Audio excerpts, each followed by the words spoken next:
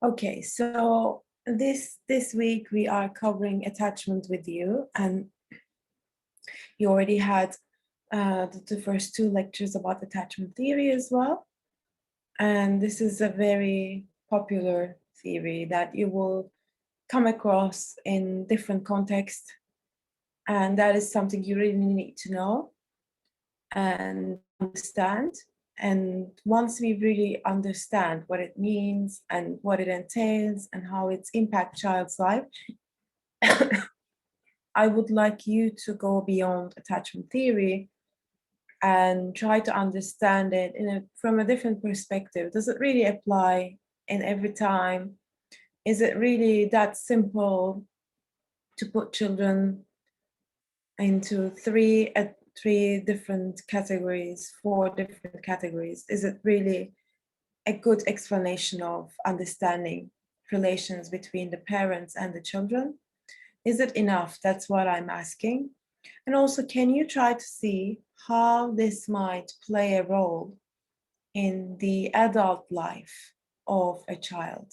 Because there are a lot of studies showing that the attachments that we form during our childhood, early childhood, is going to play a huge role into our adult relationships, both in the romantic sense and also in the friendship sense.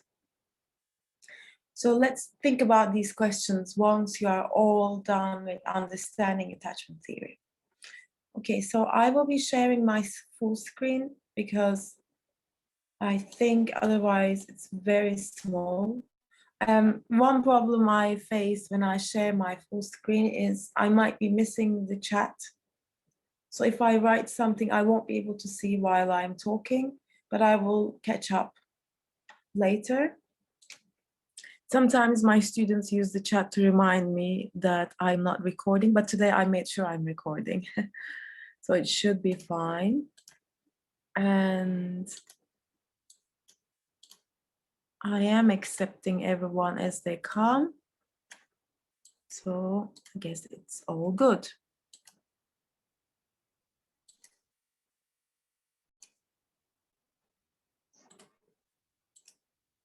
Right, okay.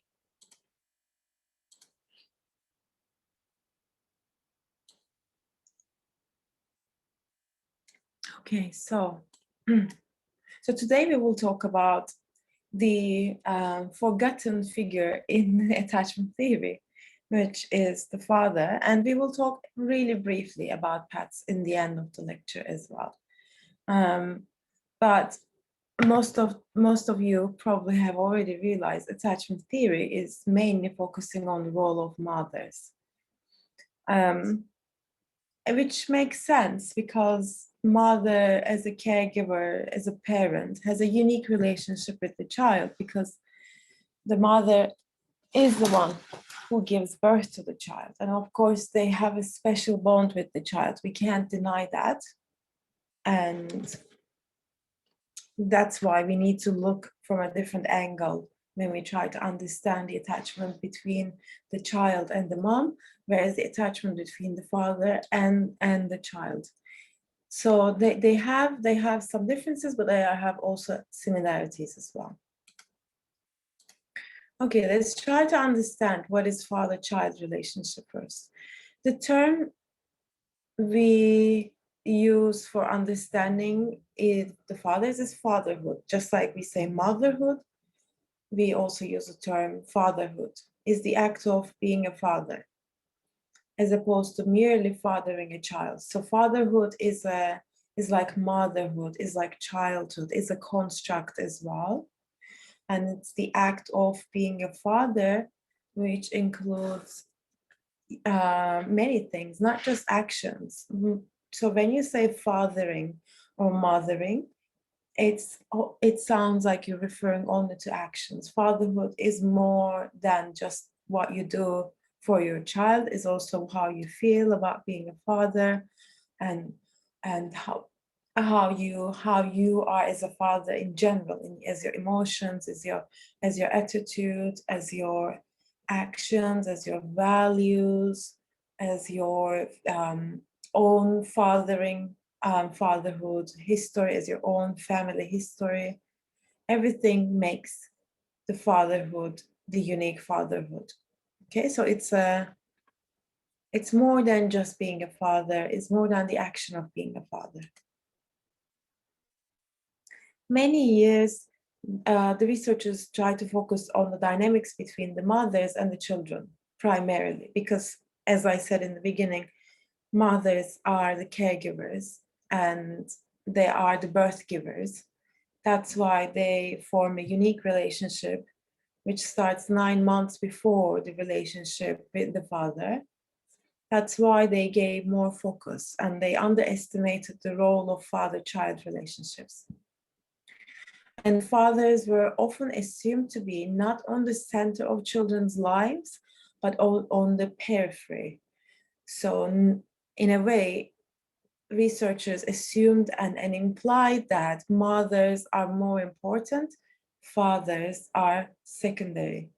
And later research, later theories, as we understand more about the dynamics of parenting, we see that this is not the case. And because the father plays a crucial role in child development as well as the family dynamics, and this is not something to be underestimated. This is not something to be put as a secondary role. Some cases, fathers also take the role of primary caregivers. Don't forget that. In the cases of perhaps the mothers may not be more attentive, in the cases of there's no mother, in the cases of the couple is separated and the child is spending more time with the father, in that case, fathers, there will be many other reasons as well. These are the ones that just came to my mind now. Fathers can also take the role of primary caregivers. Never assume that it's always the mother. The key with being a good parent is not about the father, it's not about the gender, it's not about being a father or mother, it's about being responsive. It's about taking the needs of the child seriously and being attentive to the child and responding to the needs of the child. And studies found that children who develop in single or same-sex households also do not develop indifferently. And that shows us that in the cases that there's only one parent, either it could be a mother or father, or in the case that there are two males or two females parenting the child, that doesn't mean that the child will be developing in a different way. That doesn't mean the child will be showing different outcomes in life. So as we gain more awareness about, family types are changing now. What we say as family is also a construct, just like we said childhood is a construct in the beginning of the year.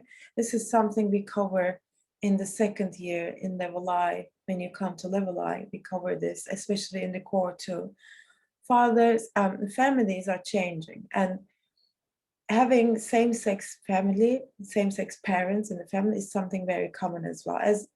And it gets more common, we will have more research about understanding how that family dynamic plays a role. But so far, they haven't found difference. What we can say for sure is father involvement and mother involvement are equally important.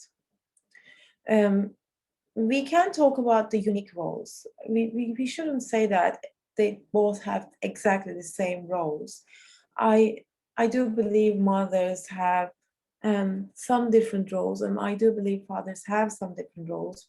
Some people will object that. It's my personal opinion. But it doesn't mean they are not involved in the child's life equally. Father's relationship with children could be distinct from the mother's relationship with children, as I said.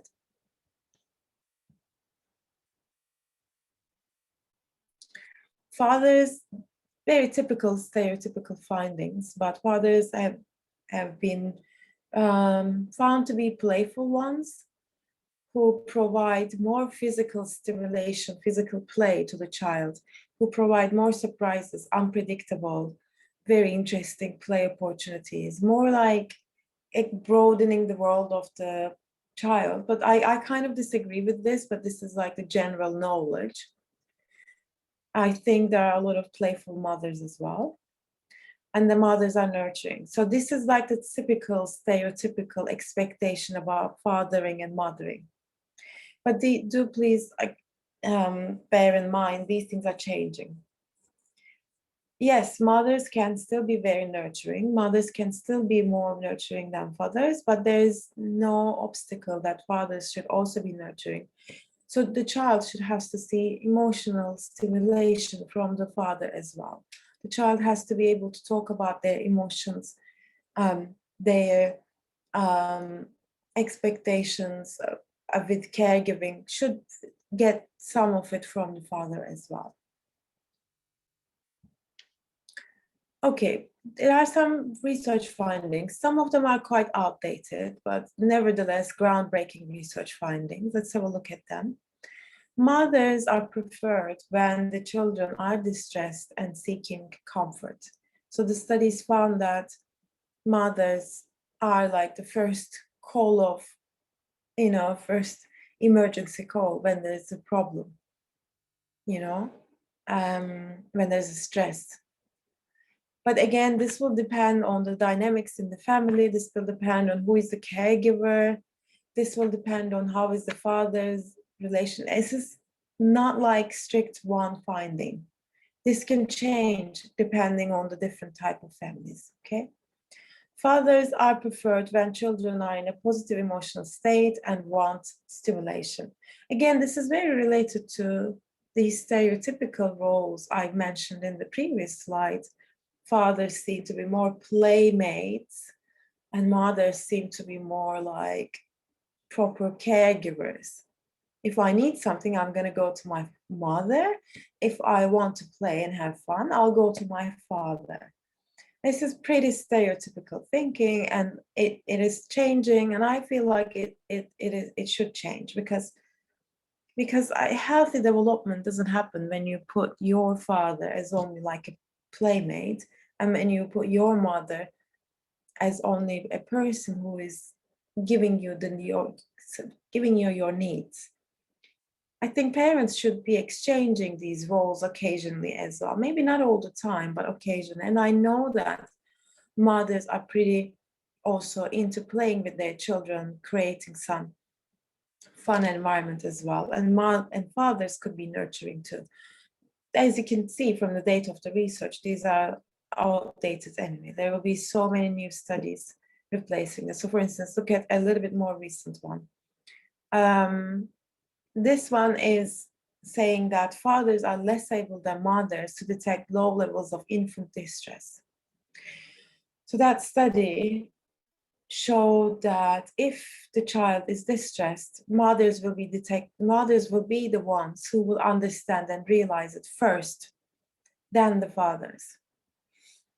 But again, this is changing. If you look at the way families are living, if you don't have any chance of observing, if you go to YouTube, there are so many family accounts, like people showing their life with children. I sometimes watch these things to learn about the recent trends, how people are doing things with parenting. Now there are some applications like some tools that you can set up for the babies. So you put this tool like an alarm into baby's room, and if the baby wakes up in the evening, the parent goes and just checks on the baby and just make sure she's or he's okay. And that is something that parents are sharing nowadays, not just mother doing that, a father is also doing that. So that research finding is also changing. Why? Because let's have a critical look at this. There's something missing here. I think if they made sure that fathers and mothers were spending exactly the same amount of time with their children, then I could understand that okay, there's really a difference. But the problem is, if the fathers are not taking a very active role in the child's life, are on a secondary role, and if the mother is taking over all the caregiving duties, of course, they will not be able to understand when the child is stressed because they are not very experienced. But if the father is more involved in caregiving duties, if the father is spending more and more time, over time, just like the mother, they will be also able to understand the stress levels of the child. So again, these are very questionable findings in a way. But it's good to know because these are groundbreaking studies. Fathers that become the main provider of the child, main care provider of the child, develop more sensitivity to children's needs and become a safe base for children to explore. You see, this is exactly what I was trying to say.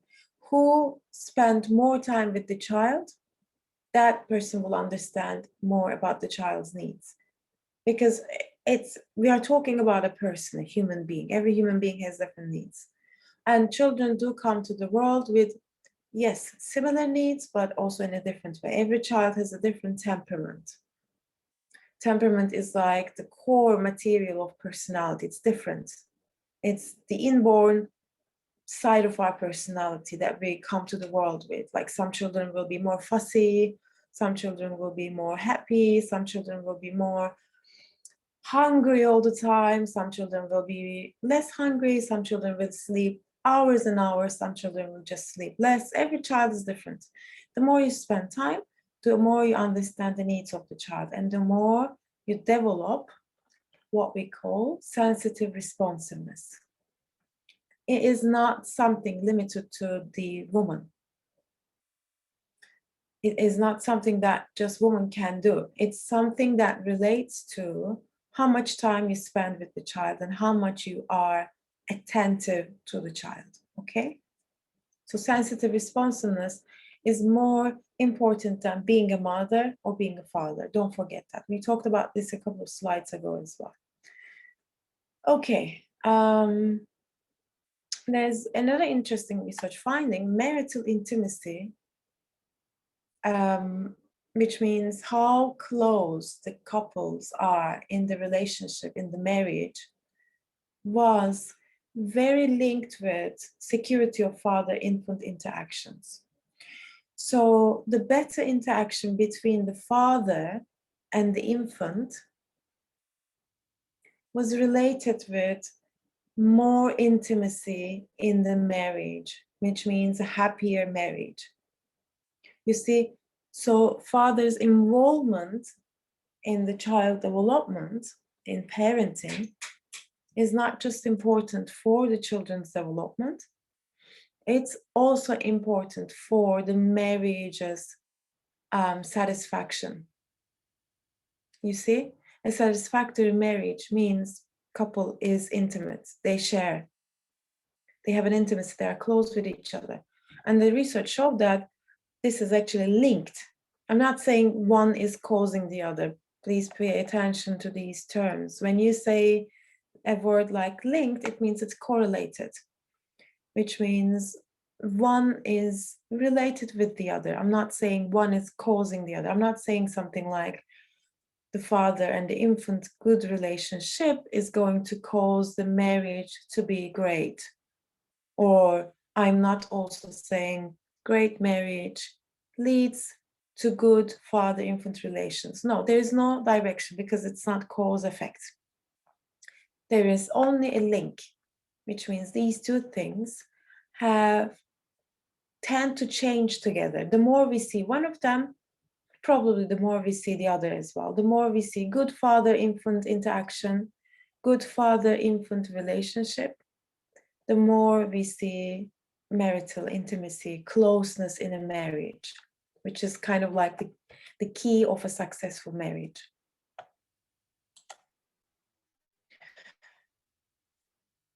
Another interesting finding, quite an interesting recent finding, and also Balsky is a very important researcher in attachment and in parenting. Fathers with secure father-infant interactions usually had secure and intimate relationships with child's mother as well. So this is exactly the same finding that I tried to explain, and this is proven in the research in 2010, 2009 as well. Again, the same thing. I'm just saying the same thing here, I said, in a different way, in a more fancy way, basically. Usually, if the father had a good relationship with the child, it's the case that they also have a good relationship with the mother. Okay? These two things tend to be related, but again, I want to emphasize, I'm not saying there's cause-effect relation.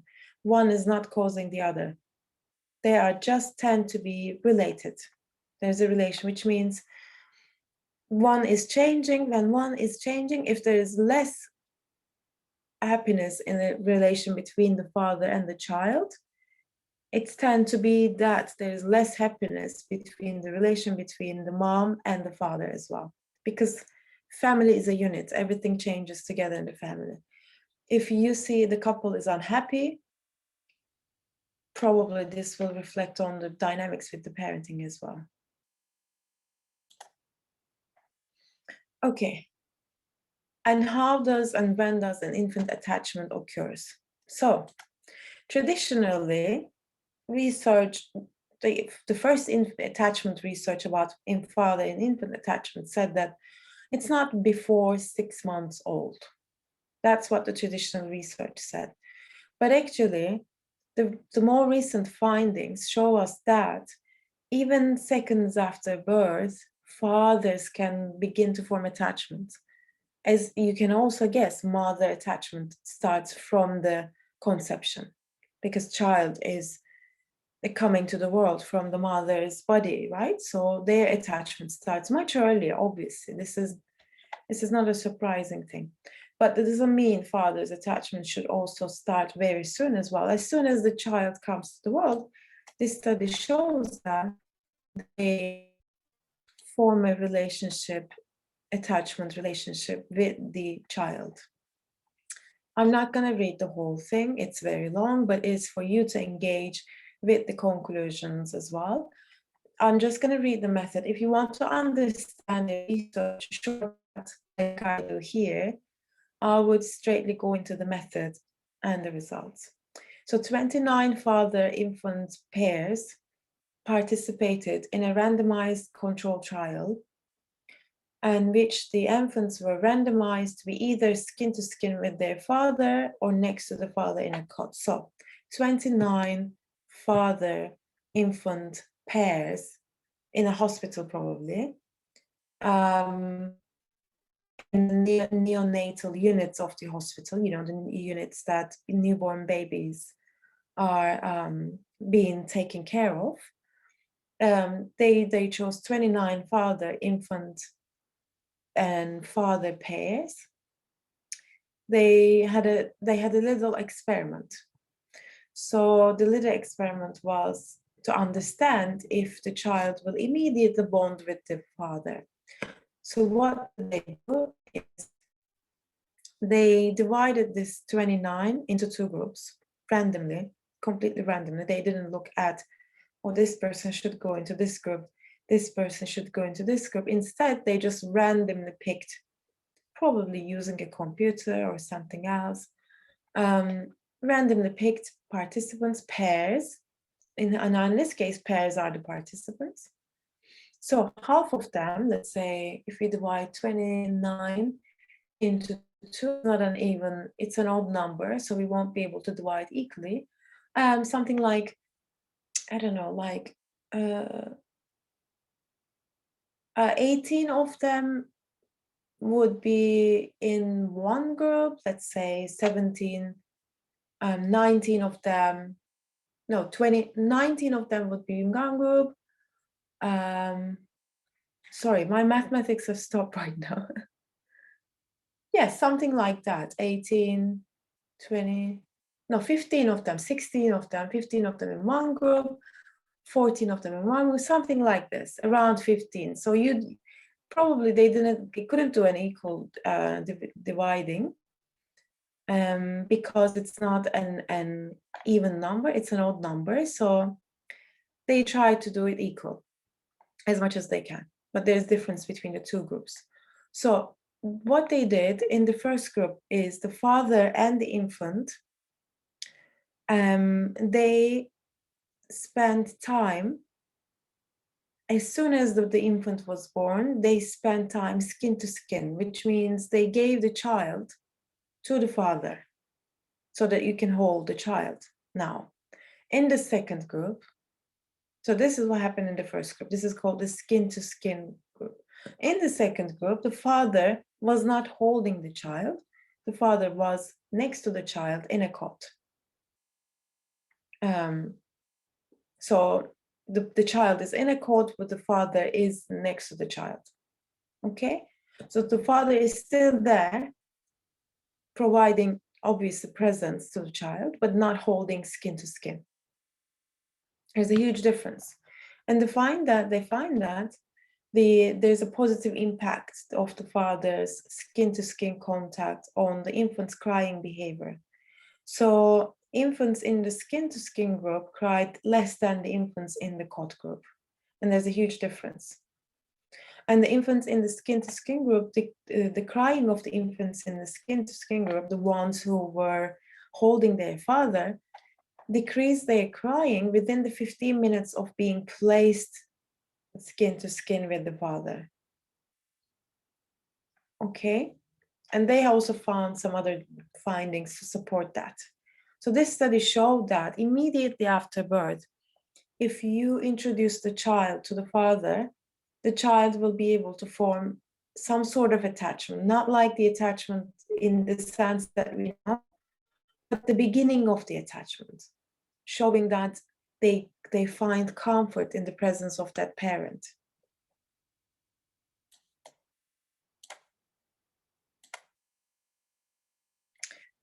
So how can be fathers involved, and how can fathers can create the healthy attachment, healthy relationship with the children?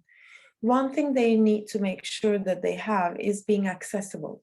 So they need to be available and accessible. Obviously, life is quite busy these days. Fathers and both mothers are working long hours, but both parents actually should try to do this, being available and accessible and be around and responsive to the needs of the children.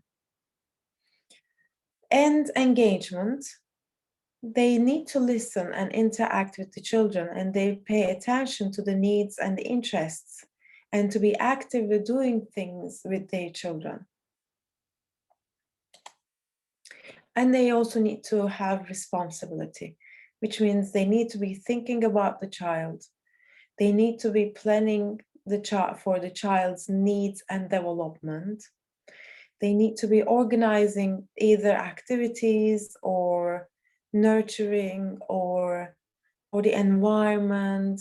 They need to work out and organize things for their children, and they need to manage child needs. So these things are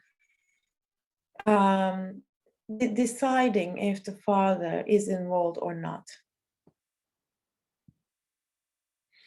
So value of father involvement is not understood by the quantity, it's understood mostly by the quality of the interaction. And as we said in the beginning, the responsiveness of the father to the needs of the child rather than the amount of the time they spend with the child. So in the cases that fathers are working long hours, they are struggling to find time as much as the mother perhaps, or maybe both of them are equally spending long time, to compensate for that, in the remaining time they have with the children, they need to be very responsive. Because the research showed that even if you are not able to spend long hours with your child, even if you have to be absent because of your other commitments in life, you can make up for this by being responsive to the needs of the child. So studies found that children who have an involved father who is responsive, as we said, responsiveness is very important, as well as playful. We also want fathers to be playful. Just because it's the stereotypical role doesn't mean we want a father to be playful. We want both mother and father to be playful.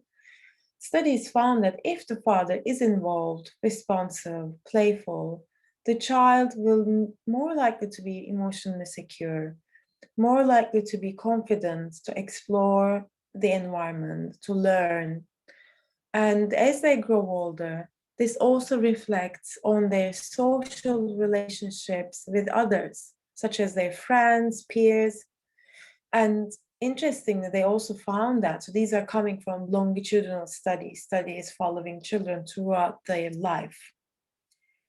The studies also find that when they grow older, especially in adolescent times, if they have this secure base of relation with the father, they are less likely to get in trouble at home, in school, or in the neighborhood. They are much more capable of having a more healthy, easy, more kind of productive life.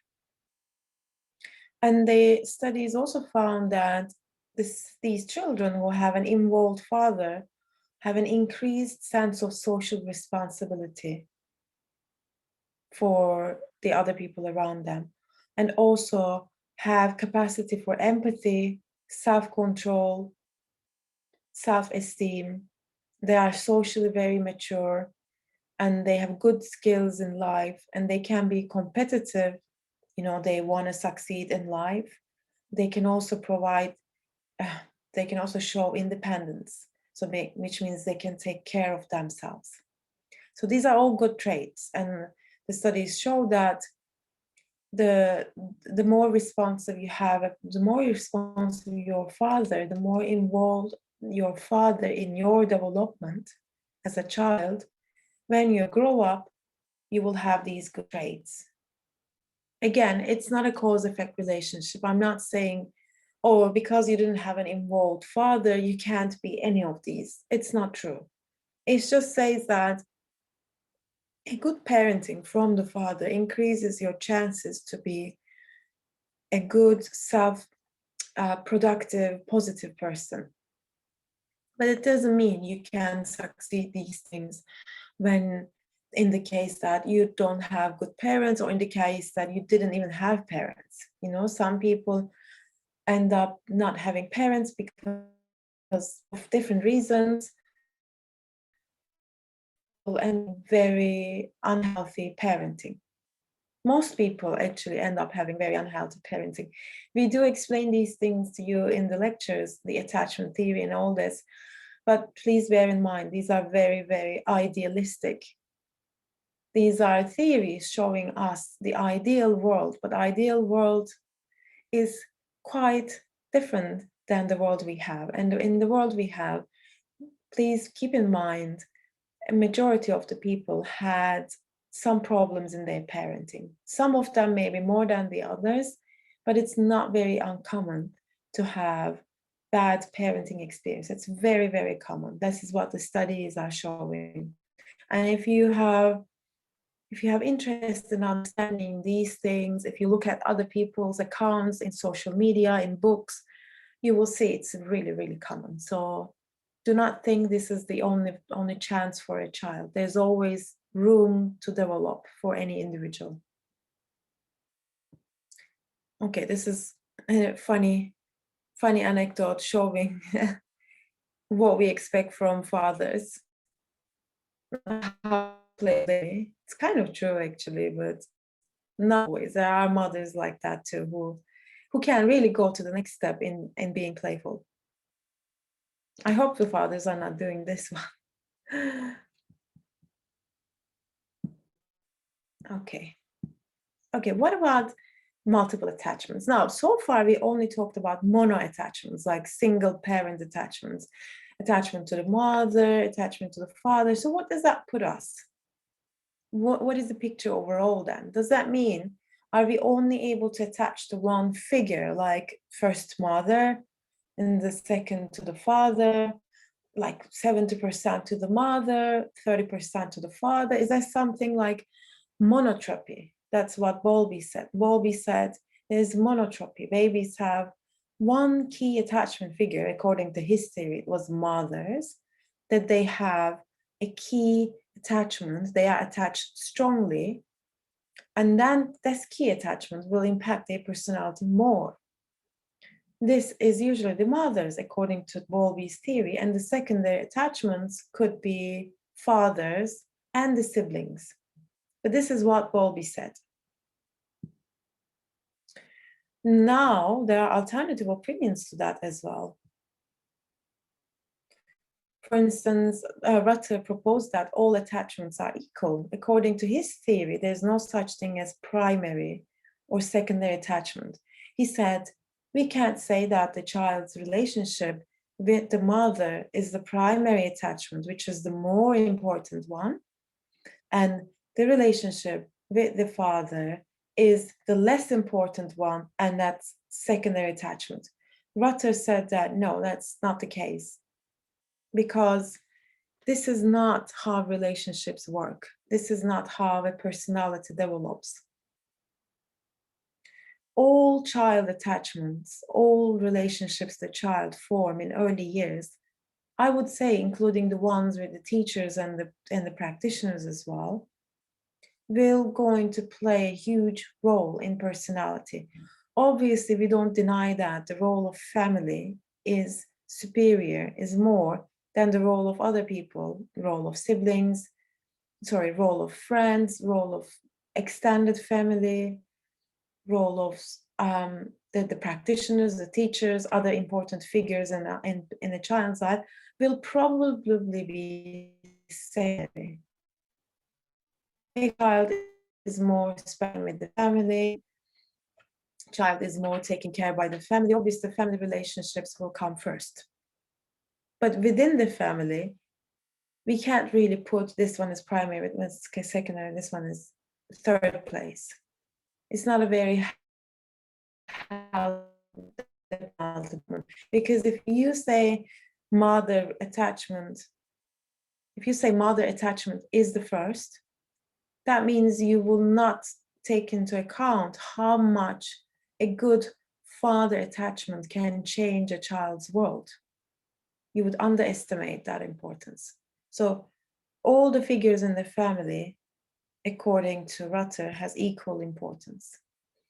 And in fact, actually, other research supports that there is something called multiple attachments. Perhaps in our cultures, multiple attachments are only within the family, just like attaching to the father and then the mother. But if you look at other cultures, in some cultures, multiple caregivers are the norm. In the countries that are in the south of the world, developing countries like Middle Eastern countries, some American countries, in those countries, because there's cultural differences, it's a very common case that grandmother will be involved in the child's development as the mother, almost sometimes even more. And the child will develop multiple attachments in those countries, and the research shows that. Instead of specific ones. So for instance, a research in 1994 looked at children raised in a community children's home. So if the child was raised in a community child's home, they were sleeping away from their parents and they were taken care by other members of the community, other people who are older adults, not necessarily even family. And they compare children who are raised in those community places with the children who were raised in the family. So half of the children in that sample were, although they still had mothers and fathers, they were mostly after that community. The other half was looked after their mothers and fathers most of the time. They were sleeping in their family home, in the community home. They find that if they were sleeping the home, they had stronger attachment to their mothers. But if they were sleeping in the community homes, they didn't have that strong attachment. So how you put the child in the context, how you raise the child, the people you introduce into the child's life will change the attachment dynamics. If you introduce 10 people into a child's life, and if all of them are involved in the child's development, then the child will form some sort of attachment to all of them, not just to the mother. But if you only have a mother around, and if you only have a father, these are the two main people that you are seeing day and night, obviously you will have a stronger attachment to these people. So multiple attachment is possible. We don't have to only stick with one or two figures in our life.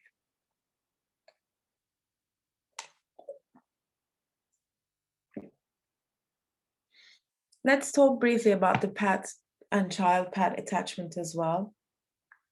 This is something quite overlooked in the theory of attachment. I mean, I'm not surprised because the attachment theory is just barely talking about fathers, put aside pets. So notion that childhood involved with pets related to humane and favorable attitudes toward animals later in life is not contemporary. So recently we tried to understand, I mean the researchers is of course try to understand how our relationship with the pets could play a role in our adult lives. And they found that actually having a relationship with a pet from earlier years is going to make us very favorable adults in our later life. We will have like having empathy, having compassion, having self-confidence, a lot of good traits. And this is actually not a contemporary finding. Even from the 19th century, they knew this because pets are trusted sources of emotional expression for children. Pets are great for children to show first signs of empathy. Pets provide children to opportunity to learn about nurturing for another being, practicing nurturing, caring about another being, another organism. They show compassion to a pet and then they practice it when they are in the right time, in the right age. Compassion with other humans. So having pets is great for children. And there's a very interesting study that I want you to read. It's a large survey. It's actually conducted in Liverpool in 2013 with 9 to 10-year-old children. As you can see, it's in the end of early childhood, but it's still very important.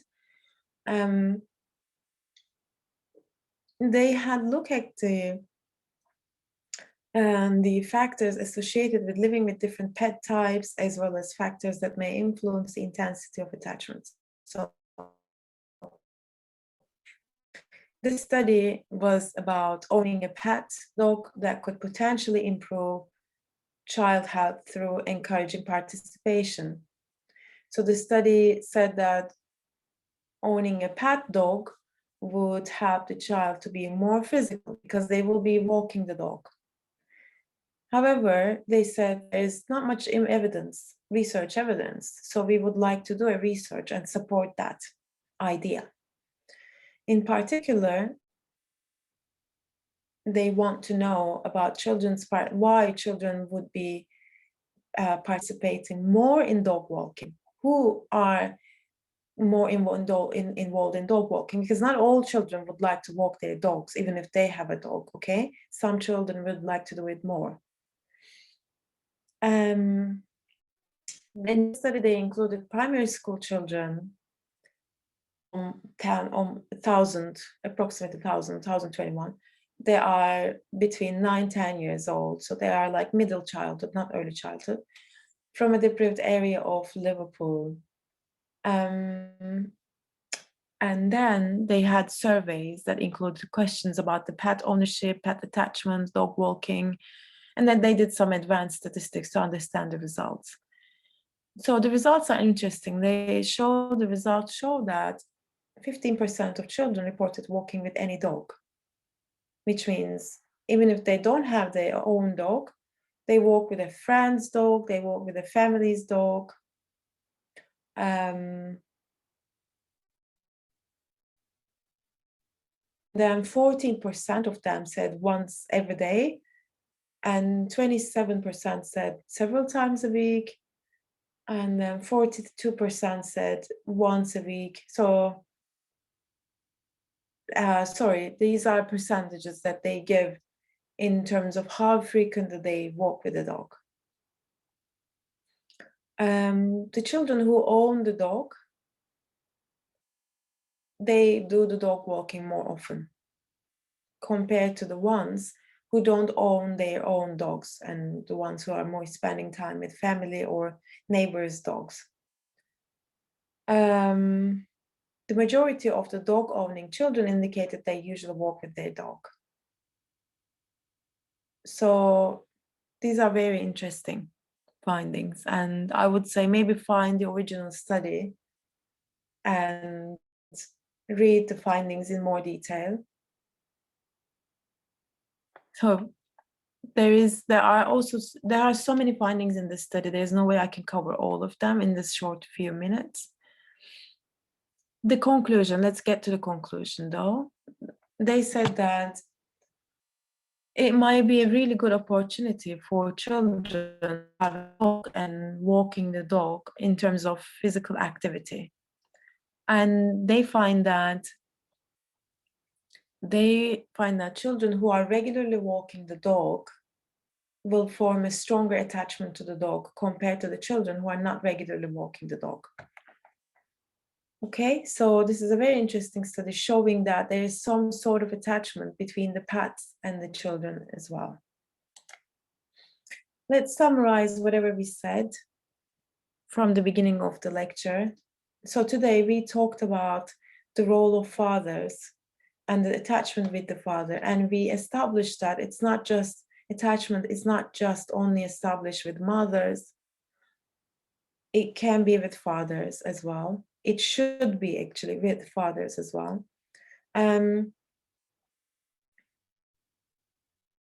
We also talked about multiple attachments. We said in some parts of the world, because children are provided more adult figures early in their lives, they can form multiple attachments.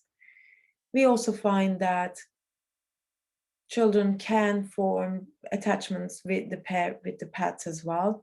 And all of these attachments with father, with mother, with other people in our world, in our lives from early years, like grandparents or neighbors, with pets, these attachments, any type of attachment will help the child to feel safe, to practice trust and compassion and responsiveness. And then the child will take these traits to the adult life and they will have favorable attitudes, favorable qualities when they are adults. I think this is pretty much what I wanted to share today.